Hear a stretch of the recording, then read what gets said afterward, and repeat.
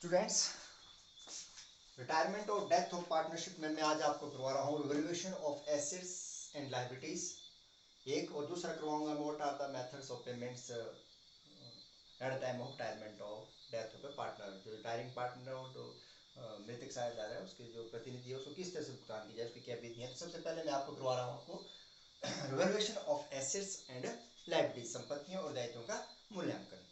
जहाँ तक रिटायरमेंट की बात होती है तो जो रिटायर होने वाला साझेदार है, जो शेष साझेदार हैं, उनके मतभेद होते हैं इस बात के ऊपर कि संपत्तियों और दायित्वों का पुनर्मूल्यांकन करवाया जाए। जो रिटायरिंग पार्टनर है वो सोचता है कि संपत्तियां जो हैं वो एसेट्स जो है संपत्तियां जो है बैलेंस शीट में कम मूल्य में दिखाई गई है, जबकि एक्चुअल में उनका मूल्य ज़्यादा है। जो लायबिलिटी है वो अधिक मूल्य में दिखाई गई हैं।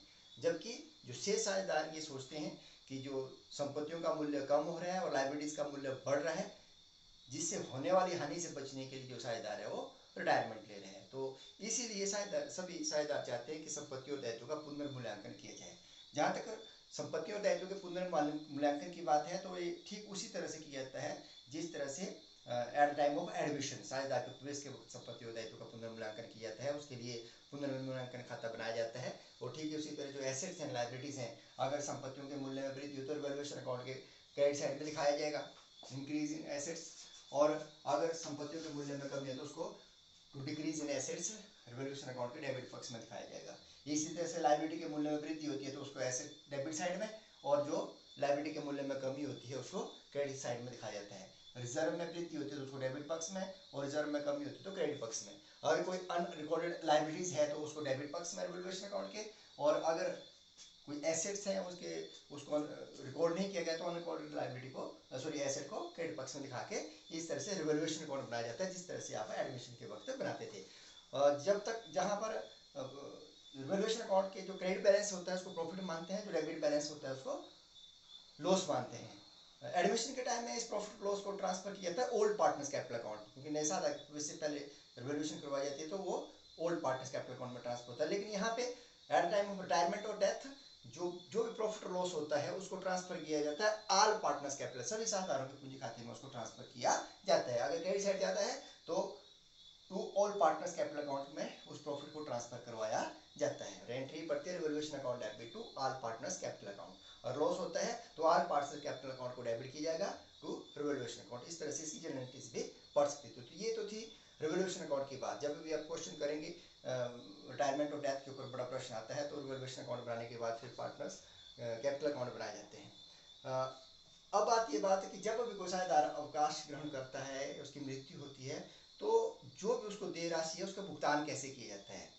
रिटायरिंग पार्टनर या जो मृतक साझेदार है उसके जो प्रतिनिधि है, लीगल प्रतिनिधि है, उसको किस तरह से भुगतान किया जाता है। तो उसके लिए जो साझेदारों के पूंजी खाते होते हैं उनका जो बैलेंस होता है वो राशि उनको देय होती है।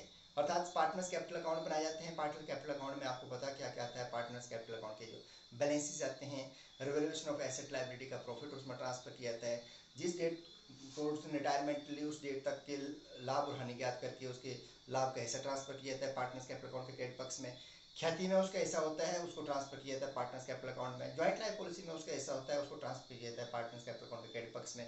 इसी तरह से अनडिस्ट्रीब्यूटेड प्रॉफिट रिजर्व है उनको ट्रांसफर किया था पार्टनर्स कैपिटल अकाउंट में। और जो भी कैपिटल अकाउंट का जो बैलेंस आता है वो ही राशि उनको देय होती है, अर्थात कितना पैसा उनको दिया जाएगा मृतक साझेदार या उसके प्रतिनिधि को या उस जो रिटायरिंग पार्टनर है।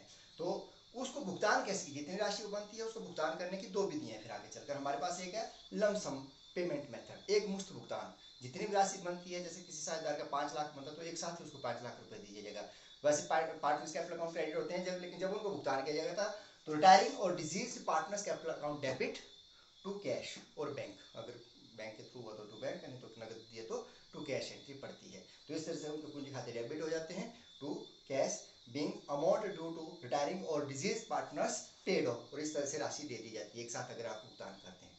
लेकिन कई बार एक साथ भुगतान करने से कंपनी बचती है, क्योंकि उससे क्या हो सकता है कि आपकी पूंजी कम होती है। इसलिए जो मृतक साझेदार है का जो लीगल हेयर है या जो रिटायरिंग पार्टनर है उसका लोन खाता, ऋण खाता खोला जाता है, ठीक है, और जो राशि है वो ऋण खाते में ट्रांसफर कर दी जब तक कि उसका भुगतान पूरी तरह से नहीं किया जाता है। तो इसी तरह से जो रिटायरिंग पार्टनर्स और disease partner capital account debit हो जाएगा टू रिटायरिंग और डिजीज पार्टनर्स लोन अकाउंट खुलता है, उसको क्रेडिट कर दिया जाता है, तो उसको लायबिलिटी साइड में दिखाया जाता है। बिंग बैलेंस ऑफ जो भी बचता है उनका देने को, बैलेंस जो लोन में ट्रांसफर किया गया, बिंग बैलेंस ऑफ रिटायरिंग और disease partners capital account transfer to their loan account. इस तरह से ये दो तरीके हैं जिनके जरिए भुगतान या तो आप नकद में भुगतान कर देंगे या तो फिर उनके ऋण खाते खोले जाएंगे। तो इस तरह से जो रिटायरिंग पार्टनर डिजीज पार्टनर है उनका भुगतान कर दिया जाता। तो ये दो चीज़ें मैंने आपको करवाई।